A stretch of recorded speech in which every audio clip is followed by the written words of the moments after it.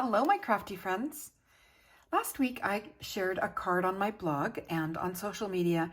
It was a Halloween card made with adorable doodlebug designs, papers, and elements, and it was a new to me fun fold. I love Z fold cards. They're my very favorite fun fold to make. And that one was called a Diamond Z fold. It was a 5x7 card, loved it. As soon as I finished making it, I made another version, and then I thought I needed to figure out the dimensions to make it work for a slimline card because I really enjoy making slimline cards. So I did figure that out, and I have a tutorial for you further on in the video. But first I wanted to show you my first card, my first slimline card, using the Diamond Z fold measurements I came up with. So now this card uses a whole bunch of older stuff from my stash. This pattern paper is Flower Market from Cartabella. This was my last 12x12 sheet, and the pattern paper is reversible. I'm trying to think what was on the back of this one. I think the wood grain was on the back of it, or the wood grain was on the back of, no, the wood grain was on the back of this. So this was a 12x12 sheet with kind of printed embroidery hoops. Some had sayings, and then the wood grain was on the back of it. All I have left in the package now is one full sheet of this pink polka dot 12x12, a few smaller pieces, and I think once I make one or two more cards, I will have used up that whole 12x12 package, which makes me happy. The Hello and Shadow is from Karen Burniston, and then these tiny etched butterflies are from Paper Rose. Everything that's available is linked on my blog. You can just click on that link in the description box below, and everything is there, all the thumbnails for you. They are affiliate links, but it doesn't cost you anything to click on that link. And not all of the links are affiliate. I just want to make it easier for you to find the products. Now there's some shimmer and shine on here. That is from scrapbook.com's Pops of Color. I got it. It was a free with purchase last year, I think around the holidays, and I absolutely love it. And I'm getting low on this one. I've used it so much. This one was, I think, called Snowflake. So I will be investing in another bottle of that very soon here. Now, I did not add a sentiment here. One, because you can kind of see it through the opening in that L for the hello. And I'm not sure if it needs a sentiment. I'm going to wait until I go to send the card to decide whether or not I stamp a sentiment, whether I add another flower or sticker from the package, or whether I just leave it and sign my name here. So my tutorial also includes the measurements for that little signing block, which I love that you can't see when the card is closed. And these cards actually stand really nicely for display. So that is my first card. Quite often, crafters, when they go to do a tutorial, they show you the finished card and then they have the supplies ready to make that card with you. I didn't do that. I don't need another identical card to this. Plus, I used up most of this pattern paper. So we're going to make a different card here, but I've just been making these and having so much fun with them. I'm going to quickly show you two more cards and then get into the tutorial. I'm also going to talk about the size of those cards in a bit here too. So here is the snowflake one that I made. I just wanted to show you in the video some different looks for this technique. I'm really, really happy with it.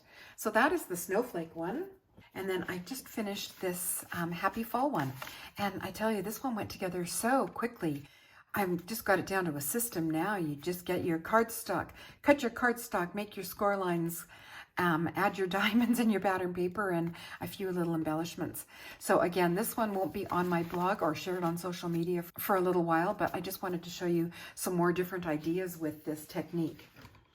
Now, I also wanted to talk about the size before I get into the tutorial. There's two popular slimline sizes, and they are 3.5 by 8.5 or 4 by 9. I tend to go with the 3.5 by 8.5, and I'll show you why in a minute. This one, however, is 4 by 8.5, so it still fits in that number 10 envelope for mailing, but the 4-inch gave me more room for my diamonds.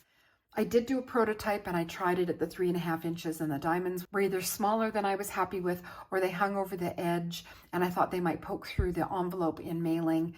So I was just happier with the 4-inch width, but I did not do the 9-inch length. I like the 8.5-inch length because here is your letter size cardstock. So this is North American size, a letter size cardstock, which is 8.5 by 11 inches. And when you do the slimline size that is 3.5 by 8.5, you just simply use this 8.5 inch length, cut your cardstock at 7 inches. So this piece becomes very usable. You can use it for matting layers, you can use it for embellishments. It's very, very usable. Whereas if you're doing the 4 by 9 card, you're taking your letter sized sheet and you're cutting it at 8 inches. So then you've got a 1/2 inch strip that's not all that usable other than for sentiments. And then you're cutting it at 9 inches. So again, then you have just another little strip. So not as usable as this piece here. So that's why I like the 3.5 by 8.5 inch size slimline card. Now for this one, I did, as I said, make it the 4 inches, but I still took advantage of this 8.5 inch length here. And instead of cutting it at 7 inches as I would for the 3.5 inch width, I cut it at 8 inches. So I still had a usable piece here that I was able to cut my diamonds from. And that will make sense in just a minute. So here are my measurements, and you don't need to make notes. I'm going to have them listed down below, and I will also have them listed on my blog for you. So you can see here's my 8.5 inch length and then my 8 inches across, and you're going to score it in the center at 4 inches and then another 2 inch. So that is your basic Z fold card. I'm going to put this aside for right now and show you this and then do more of the tutorial. And again, things will make more sense as we get into the tutorial here. So as I said, I didn't make another duplicate of the floral one. Instead, we're going to do a masculine card, and I used this little lumberjack. I know people often struggle with masculine cards, so I thought it would be fun to show you this card, this technique in a masculine card. And then I also had the little package of ephemera. So that's what we're going to be using. I'm not sure if I can get this. It's quite thin paper, so it's not going to stand up. I'll just move it out of the way. So here's the card base. I cut it out of craft. Let's turn it this way. So the card base itself is 8 by 8.5 inches, and I scored it at 2 inches, and I scored it at 4 inches. So just like it shows on, just like on here. Score it at 2 inches and 4 inches. And then I have my diamonds. So the 2 diamonds on the front are 2 3/4 inches, and the diamond on the inside is 2.5 inches. Now, when you're doing the smaller cards, the A2 that I've seen, and certainly the 5 by 7s that I've been making, the center diamond is actually larger than the 2 on the front. But when you shorten your width down, that really affects the size of this diamond. So 2.5 inches was about the size that could work. You could go 2 1/4, you could go smaller. But I liked that size, so that's the size that we're going with here. So I will finish the rest of those in a minute, but I wanted to show you that that is the card base. And when you're making a Z fold card, you're just going to fold it in half like you would a normal card, and then you fold that flat back. I have already done the layering because nobody needs to sit here and watch me adhere panels. My decorator panels are 1/4 inch smaller. So this panel right here is 4 inches by 8.5 inches, which means 1/4 inch smaller is 3 3/4 by 8 1/4. And that holds true for all of the layers. This is 2 3/4 inches. This is the square. So instead of 2 3/4 inches, my pattern paper at 1/4 inch smaller is 2.5 inches. I will list all those measurements down below for you. I do tend to add my patterned paper onto the card before I do my folding. That is entirely up to you. And you can also decorate this side here. I didn't do that on this one, and I didn't do it on the pink one, because if you flip it over like that, I did like that there was not a lot of contrast between the center panel and those diamonds, but it's entirely up to you. And most of the smaller cards that I've seen have this panel decorated. So like I said, that is entirely up to you. So to make a Z fold card, we're just going to fold it in the center at the 4 inch score line. And I did bring over a bone folder, which hopefully won't shake my table too much. So now you have your basic card. And to make it the Z fold card, you're going to fold this back on that 2 inch score line there. So now you have a Z-fold card that can be just decorated. Normally I put a big embellishment here and then a signing block or whatever inside. I do a lot of Z-fold cards. They're one of my very favorite fun fold cards to make. So we have our Z-fold card made, and then we have our two 2 3/4 inch squares, and you can kind of line them up. I always center them on the front here so they don't go over the side. But you can decide how far up or down you want to put them on the front of your card. Normally they would touch in the center, but I've been making so many of them, I played a lot with where I want them on the card front, depending on what I'm going to place in the center. So for this card, I am going to do one of the cut aparts from the package. That's going to go in the center here. So I'm going to adhere mine about 1/4 inch down. And I brought over my Barely Arts glue. I used Lineco pH Neutral and, oh, I can't think of the other one right now, but both of them are getting low in the bottle and I didn't want to run out. And then I have just a glass jar with a damp paper towel in it. Looks like it's getting ready to change out my paper towel, but that allows me to just keep my glue at the ready here.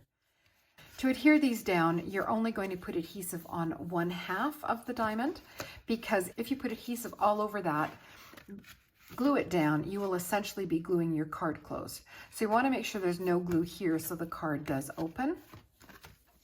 And I also don't go, I better watch what I'm doing here. Oh, and an important tip. On the diamonds, these papers don't matter, the direction doesn't matter, but on these diamonds, they're not squares, they're diamonds. So if you have hearts, they're going to be sideways. You have to be mindful of the direction of your paper. For me, I had the wood grain, and I did make sure that both of the wood grains were going in the same direction when I adhered them down. Had that been little flower pots, which was my first choice to put on there, then they were going, I don't know, the sideways flower pots just didn't do it for me.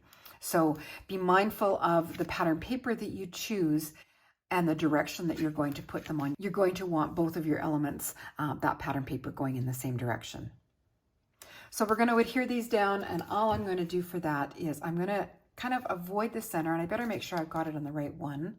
So this is the side I am going to put the glue on. And I don't put it all the way to the center. I'm kind of doing a little curve here because I don't want anything to seep out over the center.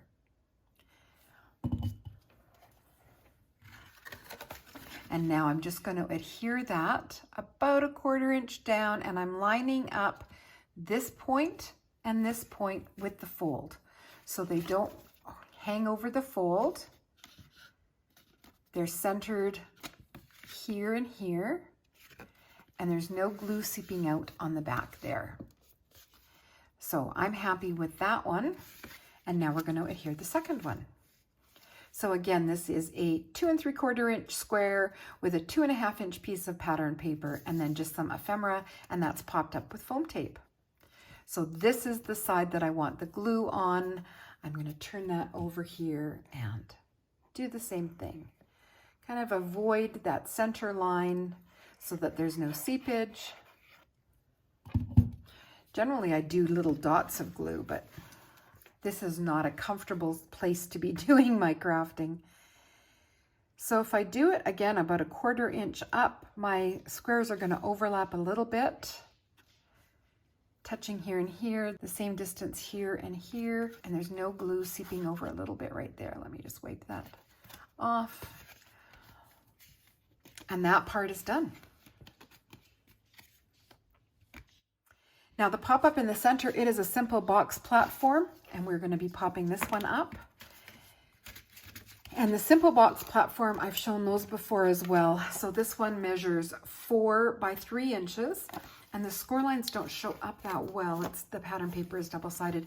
The 4 inch at the top, you're going to score it at 1, 2, and 3 inches. So we've got a score line basically at every inch, and that gives you this little box here. So I'm going to reinforce those score lines.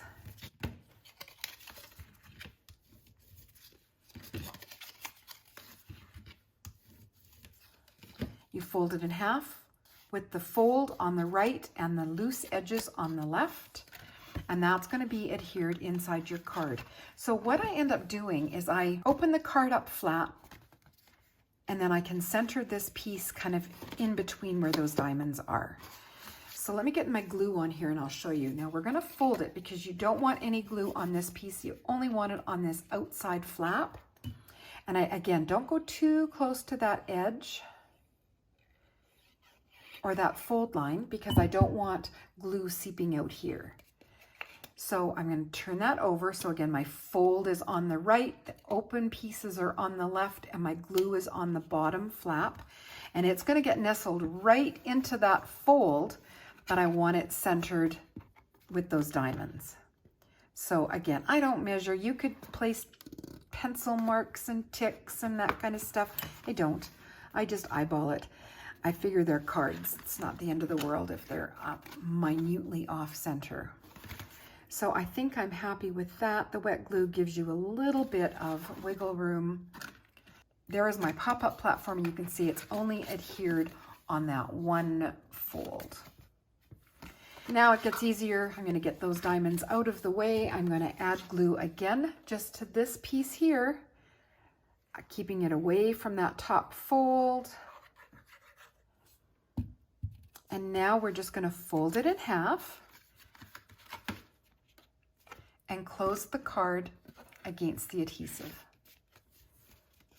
Because you nestled it right into the fold, you didn't cross over the fold, you just nestled it right into that fold of the center fold of the card. Now it's adhered down and we have our little pop-up platform. I will often open it up all the way and just make sure that those folds are nice and firm and that everything opens and closes. And there we go. I have my pop-up platform. So now we're going to add the second diamond into that. But you can see even when I nestle that right into the fold there, that it is going to hang over. So there is some trimming that has to be done. I'm okay with that. I do want it centered both on this and so where you can see it in between the diamonds here. So I'm going to turn it upside down, just flip it straight over, and I'm going to hold it here and line it up. All I'm doing is kind of making sure that it's centered top to bottom, right against the fold there. I'm going to close it and see that it lines up here and here. You can see it overhangs. And then I'm going to take my scissors, turning it over, working from the back, and I'm just going to snip that off.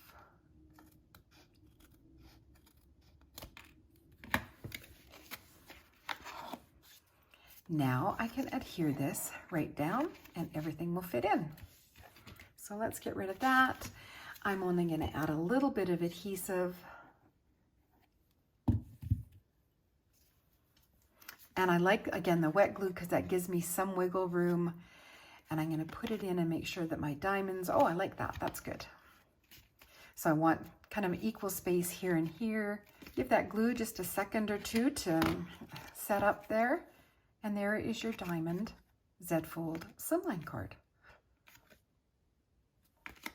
So a few more decorations, of course. I've got dimensionals on the back of this decorator piece here. And I only put, just like the diamonds, when you only want adhesive on the side that's going to be attached to the flap, nothing over here, I only put the dimensionals on the side. I'm going to center it up. And again, you have your choice of whether you want it on the cardstock edge or the patterned paper edge. And I think I'm going to go right to the cardstock edge here. Make sure that's straight. And there is that done. And then I did have a few more little decorations here that I've got ready. This one is just a little flag that I thought was kind of cute. This thin foam tape can be a little bit tricky to get off, so I end up using just the end of my tweezers to burnish it down good, and then I can get a grip of that end. I love the foam tape, this thin foam tape. It's from Uline. I use it all the time, but it can be a little bit finicky to get that backing off. So there's that little piece there. Now, because of the pattern paper, I wanted a signing block. So again, playing with measurements. A 2¼ inch signing block works perfectly because I don't want you to see it when the card is closed. I want it to be hidden. So if you take your 2¼ inch signing block, you can still center it edge to edge here, and you're going to nestle it right up against the side of that pop-up. Then I'll just show you here. It stays hidden when the card is closed, but revealed when the card is open. So we can add a little bit more glue here. And this is how I generally add my glue, is just with dots. I find I don't have nearly as much seepage, and it remains a little bit more flexible when the card is finished versus applying wet glue all over the front. You know how the card kind of buckles a little bit. So I am adhering it down, centering here and here, and it's right up against that pop-up there. And it is hidden when the card is closed. A little bit more wiggle room there. So I have one more little embellishment I can add. Burnish that tape in. So you can see when you burnish it, it does come up quite well. And I craft with tweezers. These ones are from Elizabeth Craft Designs, but I have some other ones that I use as well. Now if I add that there, you're going to see it, but I kind of like that. It kind of gives you a hint that there's something inside. All right, so I'm just going to attach it about right there. That's a little crooked. There. So I like that it kind of peeks out, but you can use your preference. You could put it down here. It would be completely hidden. And there's room to write a personal greeting and a masculine diamond Z-fold card that is a slimline and fits in those number 10 envelopes for mailing. I love how they stand for display, but they're so quick and easy to do. You just cut your letter size cardstock to 8 inches across, score it 2 inches and 4 inches, fold those in. You're cutting two 2¾ inch squares, one 2½ inch square, and one 2¼ inch square. Some layering pieces and embellishments, and quick and easy. I hope you enjoyed this. I really am having so much fun making these cards. I will put the measurements in the description box below for you, so you will have them. I will also put them on my blog. As I said, everything that's available will be linked on my blog. And if you make the cards, I'd love you to tag me so I can see what you've done with this technique. I just think they're so much fun, and another way to incorporate a fun fold into a slimline card. If you enjoyed my video today, please hit that like button. Hitting that like button really helps YouTubers out. Subscribe to see more, and that's it for me today.